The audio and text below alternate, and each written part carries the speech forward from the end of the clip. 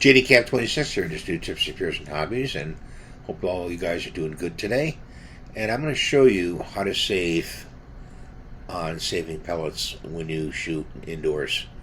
And I found this out from my friend, and he showed me his setup indoors in his cellar. And I'm going to show you a schematic of what he did for his little shooting range. So stay tuned. So here's what he did.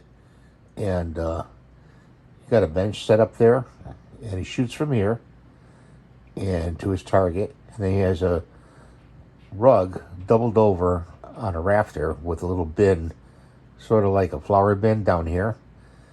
And he's got a backboard just in case it goes through the rug.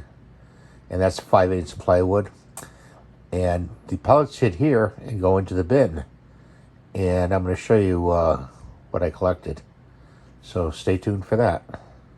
So we were shooting 22 caliber, and these all hit the rug and fell into the bin below the rug, and they're all perfectly still good to shoot.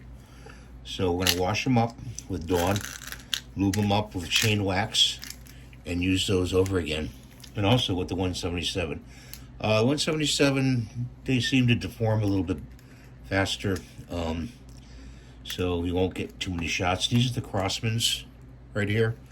And I believe these are the Excites right there. So try that setup for indoor shooting range in your cellar. And I think you'll enjoy some winter shooting if you can't get outside.